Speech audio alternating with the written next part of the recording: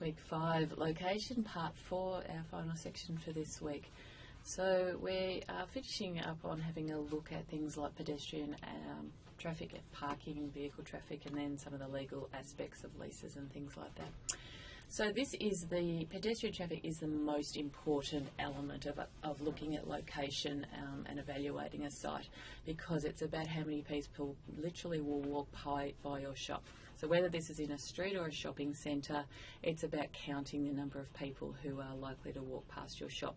So you can do this through observation, so you can actually monitor this during the day, different times of different hours at different times of the day. You can do this before the shop's decided on, and if you're choosing between different locations, you can actually talk to maybe some of the people about why did they come to this street or this group of shops.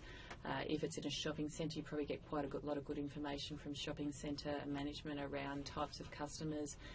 They have lots of traffic counts because they have monitors at their doors of people who come in, so they're able to verify customer counts. Also, you can compare this to how many people are walking into the store as well as just walking past the store. So you can look at things such as the demographics and just have a look at the type of shopping that they're doing. So if they're doing food shopping or browsing, that kind of thing. So very important element. If we have a look at vehicle traffic, so this is looking at cars.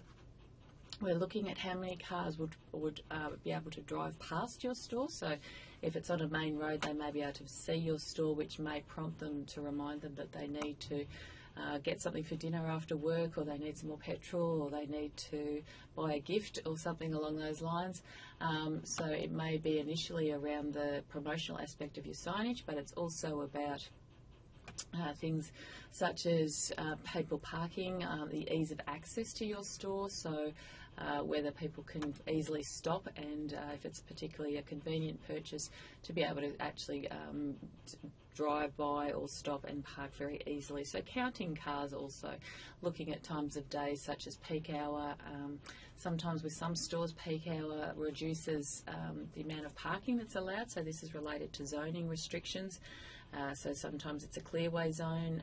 This could affect customers' decisions to go there because they think they might get towed away or parked, parking infringements and things like that. So also related to things such as whether they have to pay for parking. So some shopping centres are charging for parking, some are not. And also street parking, same situation. Sometimes it's free, sometimes it's charged. So the customers take this into account in terms of whether they're going to drive there or not. And if it's too difficult to stop off, then they'll just discount it and go somewhere else. So in terms of parking, we've got types of spots, so whether there's a lot of movement of car parking where people are coming and going all the time, or do people park there all day? Is there many spots to choose from? So if you're looking at things like if it's near public transport, for example, and people are parking there all day and not moving, it's very hard to get a car park. Is it far for them to walk to the store? So if they think that it's too far, they won't want to park there, because particularly if they've got heavy shopping bags, it'll be too inconvenient. If it's out in the weather conditions, then you're affected by things such as heat, rain, wind, etc. Sometimes some shopping areas will dictate where employees can park, which is often miles away from where they actually have to work, so they may not be allowed to park near the store so that customers can park near the store, which makes sense, but not to the employees, but makes sense to the customer.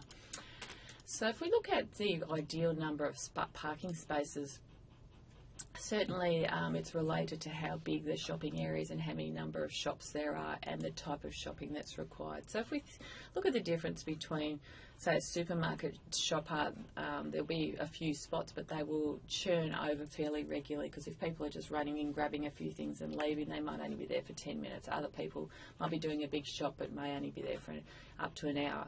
If you look at the difference with furniture shopping, where you're spending a lot of time browsing and making a decision, you might be there for a couple of hours. So, and also it's not something that people do all the time, so you don't need as many spots as such. However, saying that, distance from parking to the store may be an important consideration if shopping is heavy and things like that. So these are some of the types of guidelines around how many car park spaces you should have. Shopping centres obviously have their own formula because they've got quite a number of different types of customers who stay all day or who only come for a short period of time. So it's all about length and duration of stay and requirement of how long they need the shopping parking for. If you think about other things that, from a consumer behaviour perspective, we're looking at, the difference between running in and grabbing, some milk and bread, very easy convenience shopping like 7-Eleven, versus if they're doing a browse and they're looking around and comparing lots of ideas. If it's at Christmas time when it's a lot more specialised around shopping lists and agendas of what you need to achieve, very different types of behaviours exhibited in terms of what type of service customers need, what type of parking they need, what type of shopping hours they need in terms of stores being open and closed. So the uniqueness relating to the type of product offer means that convenience is less important. So this is related to destination stores where people will travel to find that special product. Moving on to legal considerations, we've got things such as sometimes when you're looking at retail locations, and this has been really evident of late in Australia, where a lot of space is being cleared which used to be petrol stations, and sometimes stores are going there instead, and sometimes it's apartments going there. So there's often things such as the clearance of these areas because of petrol tanks or chemicals and things like that to be able to build retail stores on them. Looking at sometimes the age of the building, there might be situations such as asbestos, because that used to be the common building material which is now deemed to be cancer producing type material. So these things may have an impact on your choice relating to the environment. We talked about zoning before, but this can affect the type of store that you have in what you're allowed to do to it and what you're allowed to put outside your store. Signage is often one of the things that is dictated to around the size, how much it's allowed to stick out from the path, that it can't block traffic, things like that. Same with shopping centres, they don't want lots of things in front of your store because it affects customers' ability to be able to walk past safely.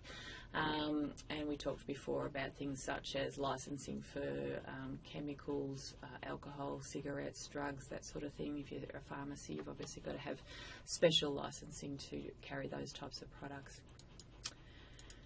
We're looking at the leasing aspect of it now. As I said, most retailers will lease, and it'll be about negotiating the terms of the lease. So it will be based on sales sometimes it's based on periods of free rent, length of time, so maybe 12 months to 5 years, set rent per month or per week, and other times it may be a gradually increasing rent each year. Who's covering the costs of fixing things, so whether the landlord will cover any maintenance issues, heating, water, electricity, lighting, whether the person running the retail store is going to do things like house cleaning, window cleaning, that kind of thing. Sometimes depending on the suburb or the state or the country, there'll be different types of charges involved that are part of the leasing agreement. Other things that in terms of following rules such as hours of opening, that kind of thing. Okay, so we're just going to finish up now on the different types of leasing. So straight leasing is a fixed rental over a period of time with no increases. Percentage would be relating to percentage of sales, so as your sales go up, so does your rent, which is probably not ideal in some ways. Graduated increases, so certain amounts, say for the first 6 months or 12 months, and then set increases after that. Sometimes there's related costs around if the landlord fixes things up, this may be added or taken away from your rent depending what the situation is, and sometimes there's just a straight agreement around what the terms and conditions of the lease actually is. Okay, so that's it for this week around location strategy. Hope you've learnt a lot. The site evaluation checklist is probably the one that's worth knowing the most. Okay, we'll see you next week.